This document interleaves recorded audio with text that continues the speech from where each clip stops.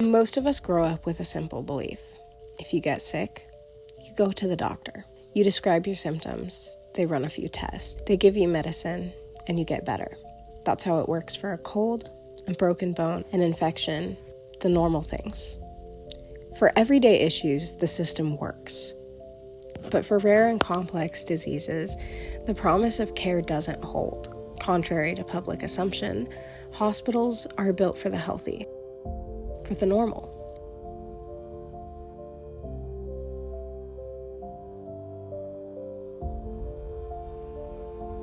For rare disease patients, hospitals can often not be places of reassurance. All too often, they're places of uncertainty, dismissal, and fear. Patients walk in desperate for help and leave with nothing.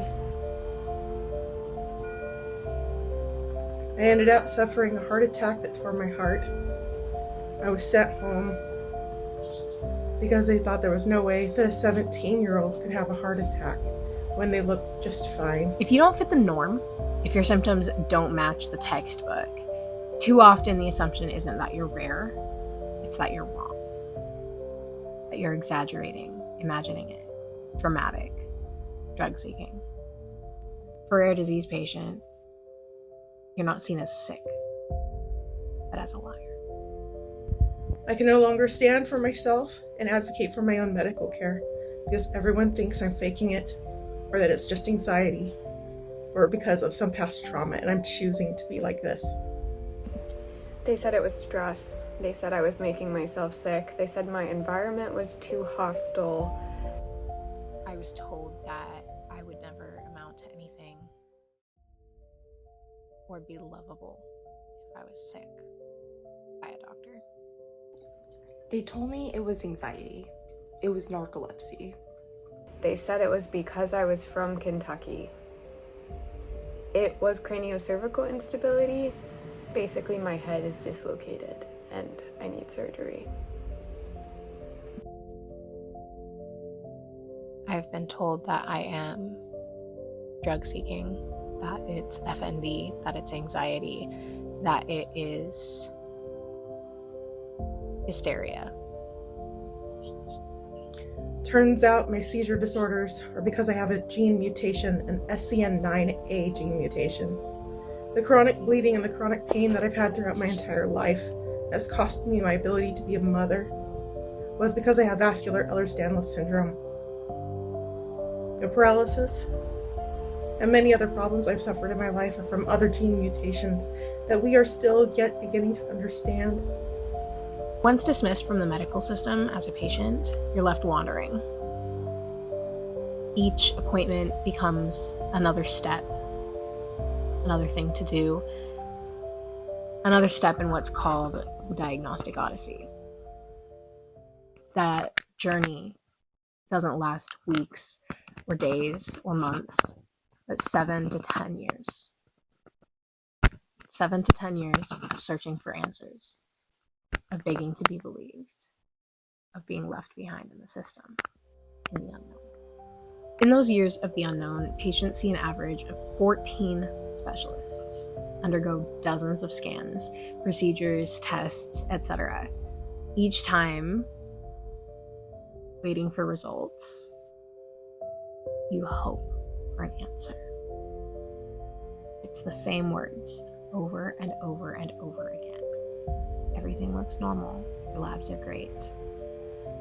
Maybe it's psychological. Some studies show that up to 40% of rare disease patients are told that their illness is psychological, and further testing is refused. It isn't just about waiting. Time without answers is time without treatment. While charts stay stamped normal, diseases continue their work. What could have been managed early becomes irreversible. This is where the odyssey stops being an inconvenience and becomes a catastrophe. Send me home en todo mi wasting resources. I don't know where to go for help. Why does this happen? Because medicine is built to treat the common, not the uncommon. Medical students are taught a phrase: when you hear hoofbeats, think horses, not zebras. It means that when seeing patients, you should look for the common explanations first. Most of the time, that advice makes sense. A cough is usually a cold. Chest pain is often heartburn. But for patients who are zebras, patients with more lying beneath the surface, this teaching becomes a wall. When doctors stop at a horse, zebras are left unseen. When the system runs out of answers, it turns its back on patients. It shifts the burden onto the patient. And in those moments, people who are fighting for their lives are forced to also fight to prove that they are even sick. Sometimes, after years of searching, often thousands of miles traveled, countless closed doors, a crack of light appears. A doctor who finally listens. A test that finally shows what was always there. A name, diagnosis, proof. Finally. Most rare diseases don't have cures. Only about 5% have FDA-approved treatments. But just knowing the why can mean so much. A diagnosis doesn't erase the damage, but it opens a door. It provides validation that your suffering was real. It opens doors for a plan and a community of others who understand. And it gives you a place to begin again. It took me over 18 years to get my first diagnosis and 22 years to get my most recent one. There's still more answers that we don't know yet.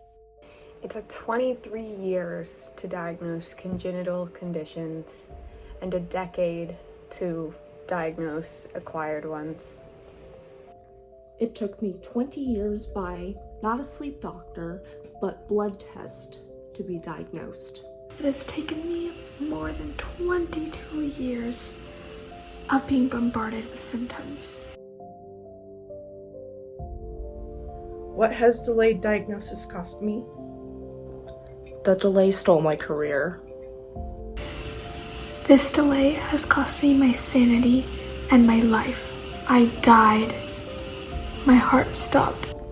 The delay stole my education. The delay cost me my future, everything that I wanted in life. I lost my ability to be a mother. It's cost me my life. These stories aren't unique. Our diseases may be rare, but we are not. We deserve care. Rare disease patients are not mysteries to be brushed off as too complex. They're not dramatic. They're not drug-seeking. You're not exaggerating. You're human. And our time matters. For the millions of patients still waiting, left in the unknown, we need change. We need listening. We need research. And we need to end the diagnostic delay. It starts with believing patients.